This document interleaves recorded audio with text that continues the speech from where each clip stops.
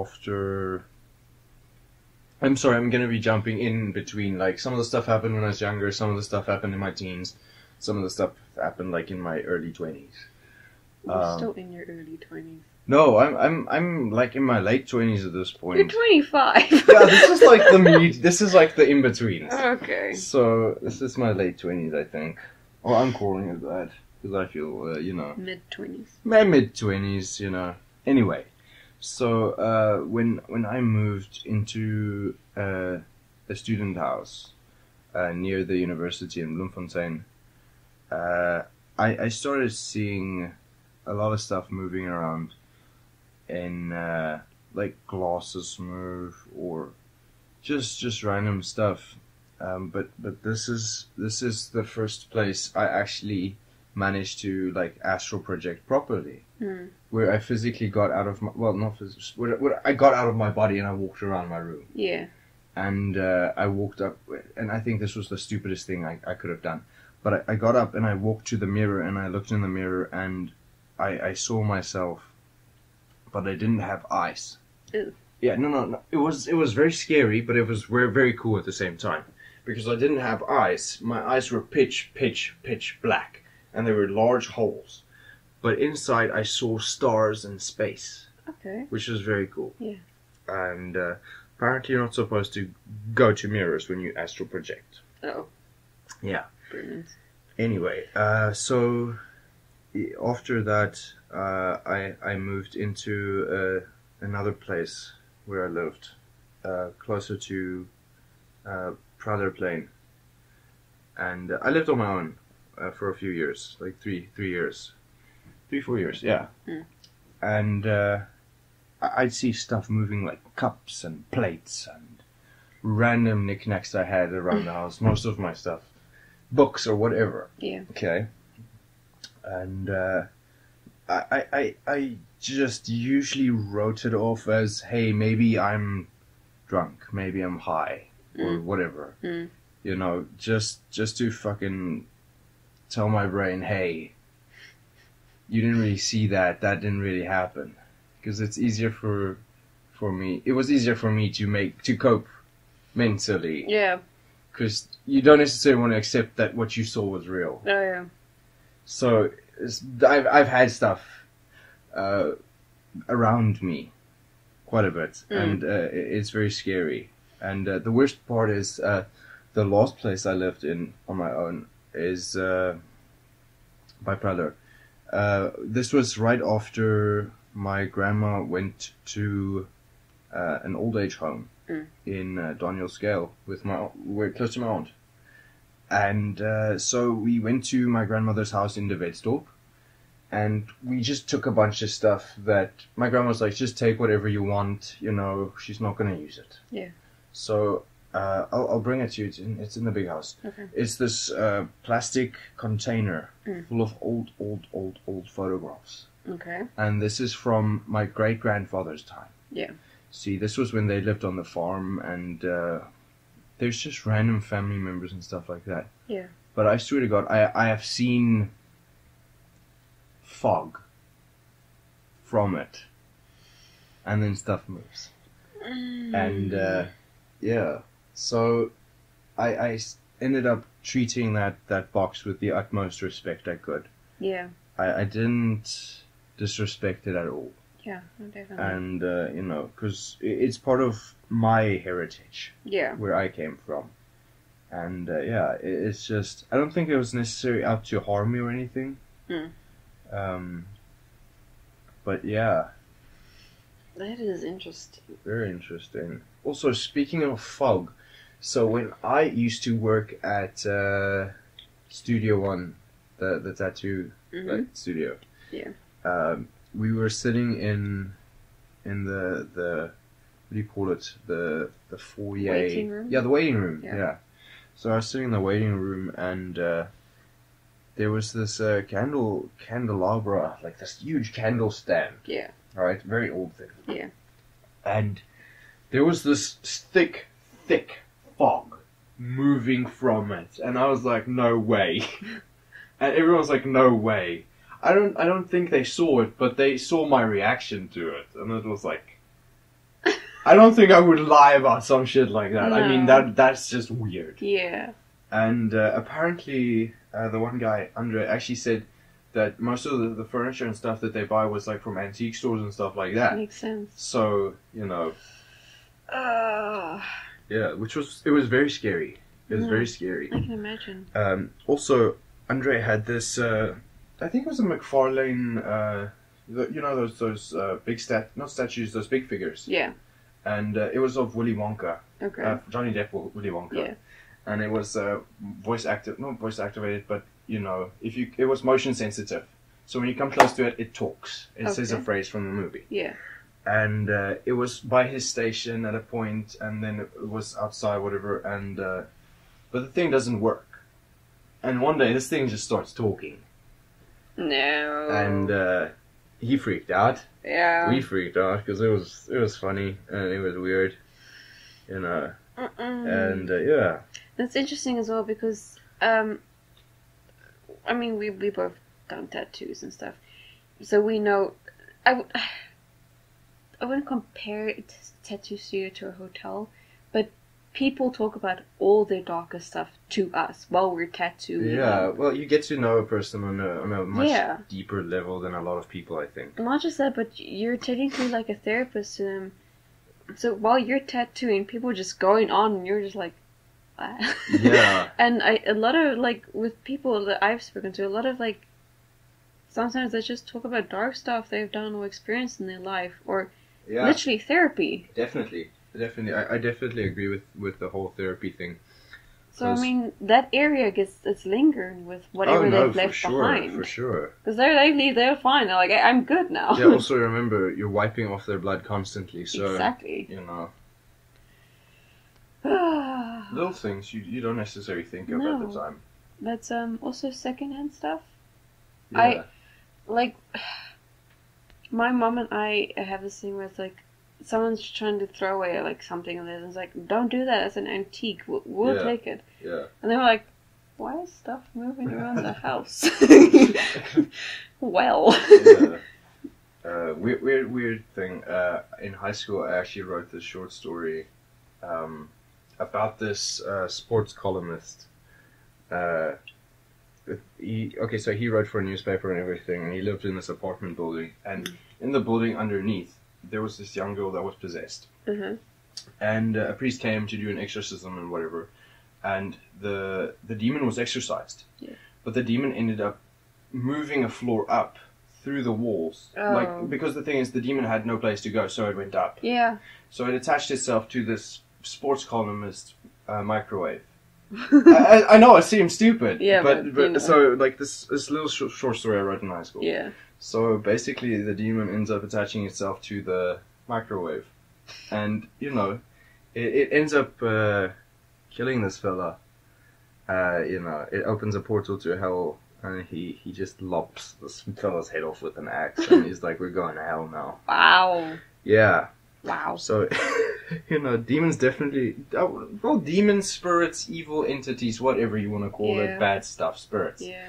They do attach, and yeah, this is why you gotta be very careful. I guess it's like kind of like with. I'll also talk about it later, but because I believe this is the older generations, they believe spirits would inhabit dolls and stuff. Mm. Yeah, it's like those. What do they call them? Kern babies that the farmers used to put in the lands. Yeah. Yeah. No, definitely. Yeah. Also stuff like, obviously the Annabelle doll. Oh yeah, I think that's the most famous fucking... Yeah. Also there was this sailor, a little wooden sailor fella.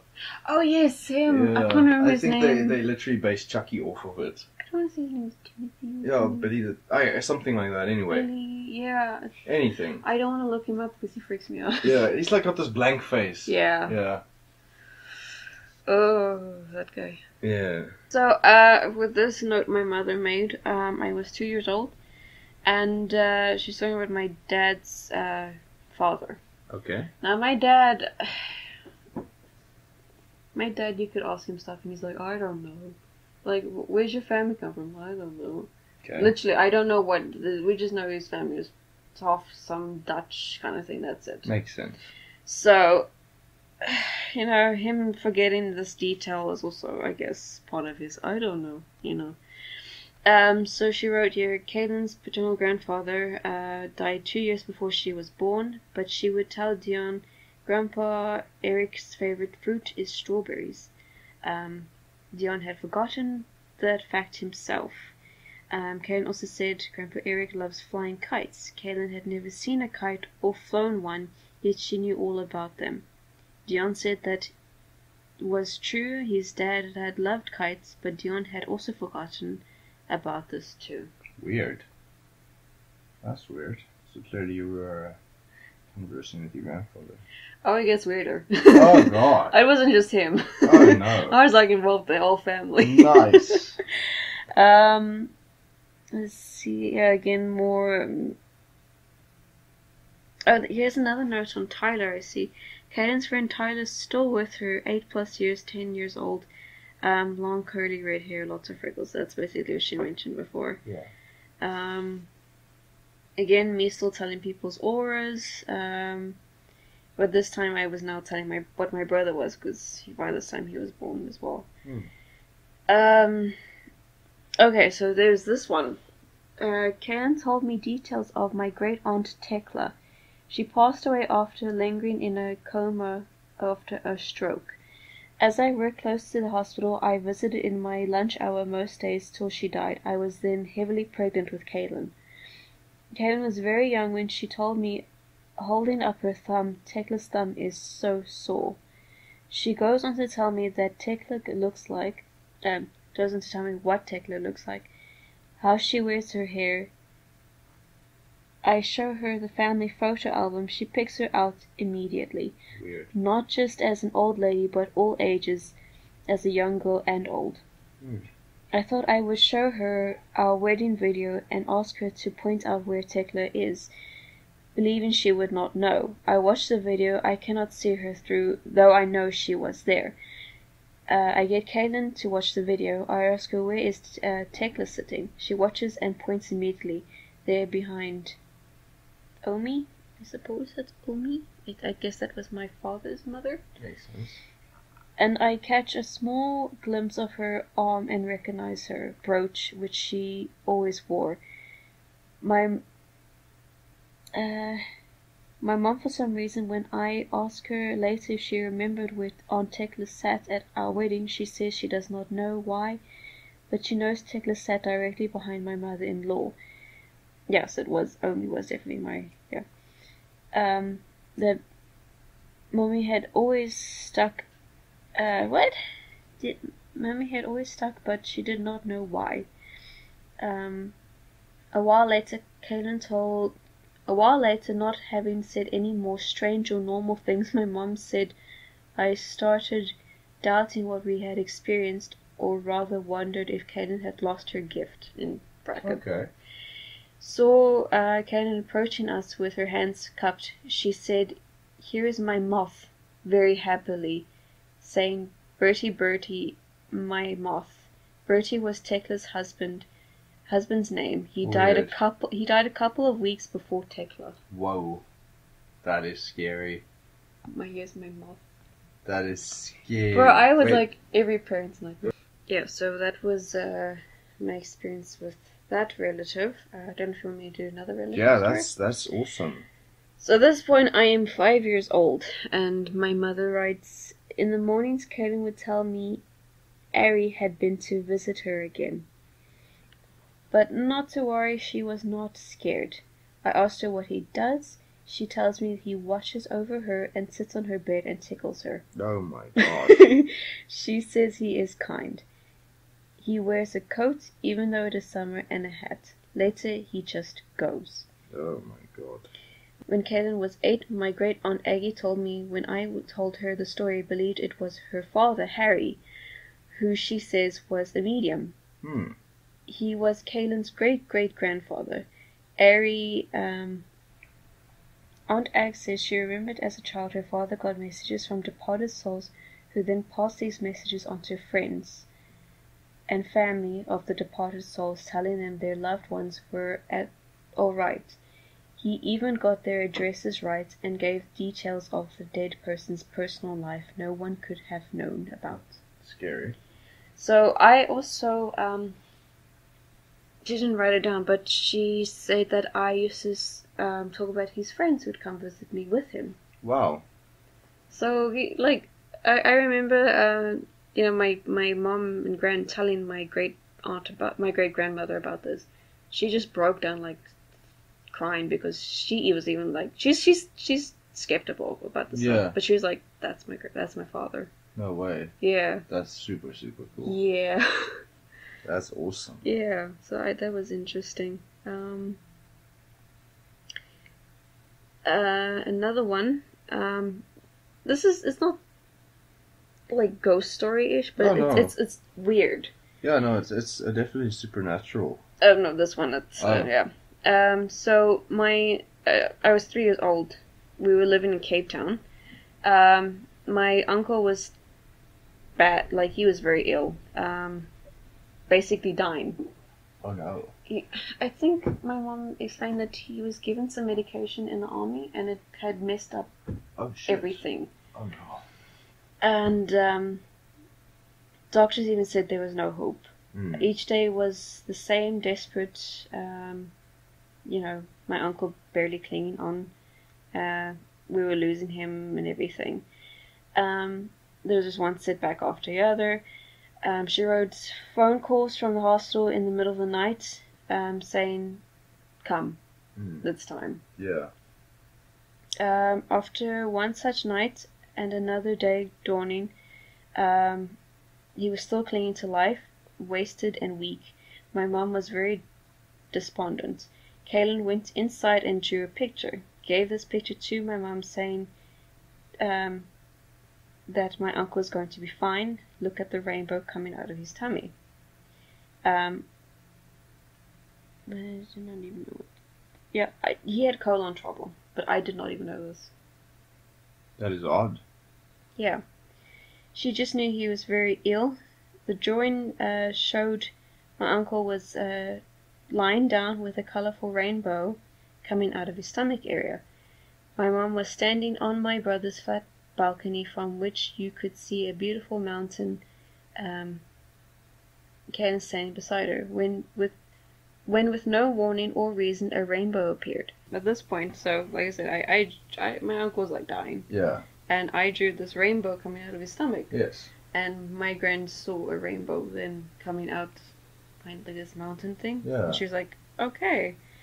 So from there on, there was improvement every day with my uncle and he got stronger. That's good.